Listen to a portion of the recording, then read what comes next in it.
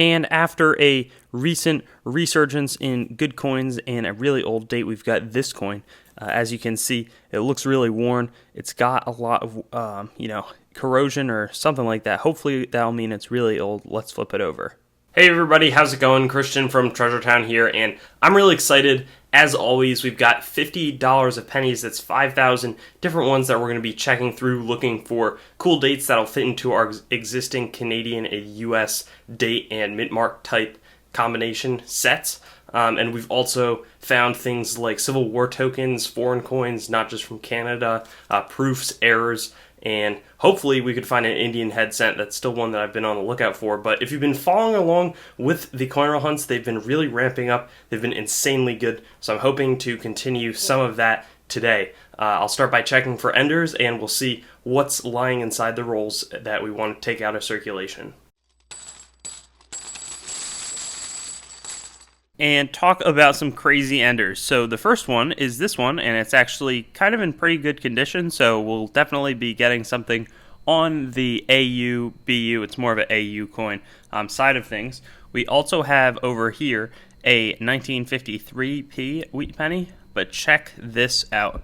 Unbelievable find, 1921 Canadian penny. We're going to be able to take a look at the front of it, but that's by far the oldest Canadian coin that I've ever found, and it's awesome that we're saving these good Canadian finds for once we actually have the folders. But that's kind of a historic find for the channel, probably the best ender, because I've never gotten like an Indian head penny ender, and I've never gotten a key date wheat cent ender, so really, really excited about this hunt. And on our very first roll, we're going to be getting something. So after all of those cool enders, we're also going to keep it up. And that's a 1953 D. So the D is a Denver mint mark. We've already found all the mint mark combinations from 1953.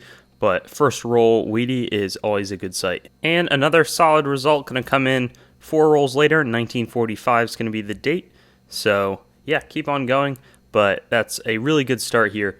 We're on pace for a good box. And it's been quite a few rolls with no finds, but we just got something kind of nifty that I'll probably pull out. It's a 2000 stamp on a 1964 that's actually in decent condition. But yeah, just something to kind of break up the monotony of what's been maybe 8 rolls without finding anything. We'll keep on plugging. And we finally got one. I'd say that it was another 4 rolls, but the really cool thing is this one. 1 cent. I know it's either Bahamas or Bermuda. I'm going to guess Bahamas. And yep, got it right. So our date there is 1998, Commonwealth of the Bahamas, and it's been a little while since we've gotten these. I think this, and maybe it's the Barbados cents with the pig, and sometimes a Euro 2-cent coin, are probably the ones that we see the most often as non-Canadian foreigns. But time to take a look at what this is. 1952D, I'm going to look over. I think we already did find that. 52S is the only 1952 we're still looking for. But yeah, got 32 rolls left in the first box, and there's still that good-looking ender that we're going to be able to reveal. And our 4th wheat penny find of this hunt is right there, and it looks like it's got some, not wood grain toning, but like, yeah, there's some sort of like same direction toning. 1952D again, so I guess that will bring our total to 2, and it's unusual to get kind of not a scarce date, but like something we don't see a ton back to back like that. Very next roll, another reveal. This one also doesn't look super worn. 1957D, so the wheat pennies went from 09 to 58, so that's definitely one of the more recent ones. And since this one's a better ender, we'll do it live, and maybe we can even pick up something else kind of lodged in the roll, but I kind of want to just start with this, and it is a 1951. That's cool. It's a bummer that there's that little discoloration by Lincoln's like back of his neck. 1951 we have found before, but I wouldn't be surprised if this is the best condition 1951 that we have found yet. We'll speed through the rest of the roll. Nothing there. We have 23 in the first box left. And here's another stamped coin. This one's JFK's head, 1973D, so not much significance, and that's actually not that good looking on the back, but I'll probably hold on to it for the time being. And we've got 12 rolls left after this one, but we got another decent condition coin, and it doesn't look as good, I think, on camera, but in person you can definitely see that there's some original luster, and the date, 1957D, that's a pretty common one to get a more uncirculated. Actually, I'd say that's the probably most common that I find it in rolls when it's in decent shape, but 12 rolls left, and then we have that whole next second box. And I checked, and that 44D had been found in the past, as had this one, 1946, but it's another good find. And, you know, you're not always going to get anything crazy, but we do know that we have something really good coming on the way. And we've also got a decent total, plus kind of a really cool, unique find in that Bahamian coin. 3 rolls left, and then the second. And in the second box, it took us about 6 rolls to get going. 1957D is the result, though. So, as I always say, very good to get that first find in the box. Plus, we've got a little bit more coming. And our next roll, which I'm super excited, maybe I'll just not even make a cut or anything, is this one, 1921. Again, I just want to emphasize how rare this is. I coin roll hunted 100,000 pennies before my new series, and I found 0 Canadians this old. I have found one of these before, and I think I was like 12 when I did it, so that just to give you an idea of how long it has been. But my 1921, it's the King George V. Most of the time we see King George VI coins when they're a little bit older, but King George V, just an awesome coin.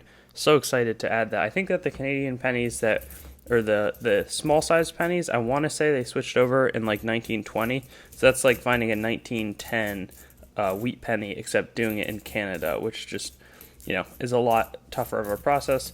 Obviously because it's a foreign coin. But we'll see what else we can do. Nothing else in that roll. 43 rolls in the hunt. And we got a reveal a few rolls later. This one has not been as fruitful of a box, but we'll flip it over. And it's a 1956, so just looking over, I have found all the 1956 dates. But yeah, it's not in bad condition. And when you're on a slow streak, always good to get back in the game. And we have a Wheatie with a little bit more wear. I look closely at it, but my guess is still that'll be in the 40s. We'll flip it over. And I got it right, 1944D is going to be the date, so we already found that in this hunt, but it's actually kind of a deceptive one because I really need the early 40s mint-mark ones, though I found 1944D a ton of times for whatever reason. But hey, still wheat penny, and it came pretty close on the heels of the last one, so we're about to reach the midway point of the first box. And we just took open the roll with a 1953 on the edge, and it is indeed a 1953. It's a little bit more corroded than I remembered it, but yeah, it's a few trace elements of that kind of on the back.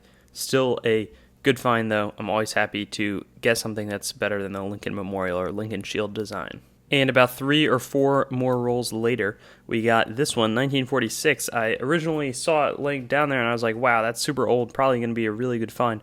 And the back looks kind of worn, so yeah, glad that we found it on its front, because I would have probably made a fool of myself being like, oh, you know, we're going to have a really cool reveal. Flip it over and get a 40s no mint mark. But with that being said, since it has been a little slower, that's bringing us to 5 rolls. We have 22 more, 5 wheat pennies, excuse me, not rolls. We have 22 more rolls to go.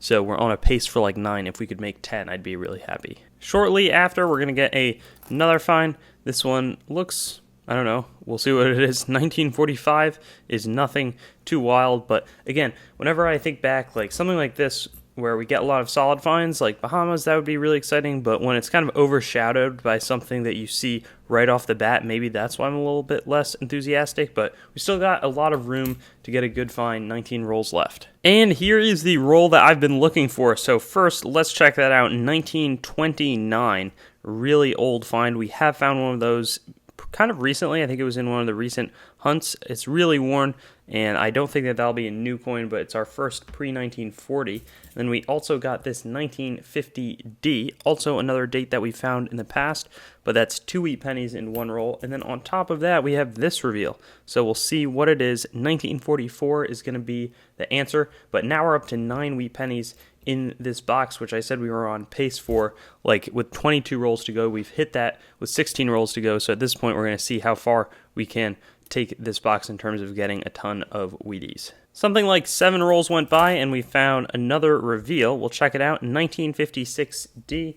Nothing new on that front, but here we've got a Canadian, 1972, and while we found that, the interesting thing is, normally we found a fair amount of Canadians. This time, though, it's just been this 1994, which was like 2 rolls ago, and this 1972, and in the first box we had none whatsoever. So we've got 11 rolls, and I'm looking forward to the wrap-up.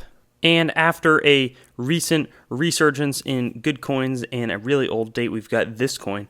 As you can see, it looks really worn. It's got a lot of, corrosion or something like that. Hopefully that'll mean it's really old. Let's flip it over. Oh, 1909. Sweet. So now the big thing is to retroactively check for the VDB. And I really think that'll be a struggle to see it on this coin if it is there. I feel like if you look at it in the right angle, I feel like you can convince yourself to see a B there. I'm going to take a look off camera, but this is really exciting because not only did we find a really old one, the box kind of, or in the Canadian coin, we found this, and it's, I feel like I do see a B there.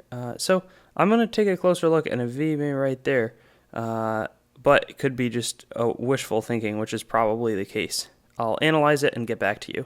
And our very last roll going to have something for us as well, 1953D, and we'll go to the wrap-up. And here are the results from a super, super awesome hunt. We had 2 stamped coins, but one of the, I should say, real big prizes today was this 1921 Canadian coin. It's the oldest Canadian coin by far that I've ever found, and certainly by far the oldest coin ever found on this channel from Canada. We also had a Bahamian coin, so it's pretty rare.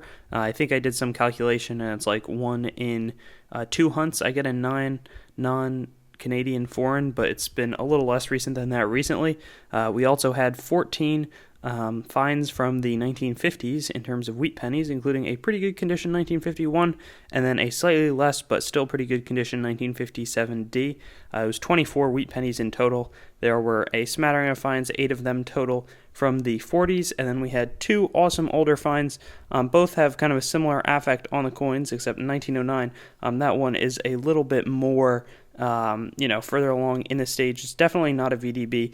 My eyes were playing tricks on me. And then that 1929 is really cool. And technically, this is actually also the oldest coin that I've ever found from the United States, because the 1863 coin was a token, Civil War token, not an Indian head penny or official United States government coin. Thanks for watching the video. I'd encourage you to like, comment your thoughts, and subscribe for more content, and get in touch with me or contact on treasuretown.yt.com, my website, my Facebook, TreasureTown, my Twitter, @treasuretown_YT, or my Instagram, @treasuretownyt.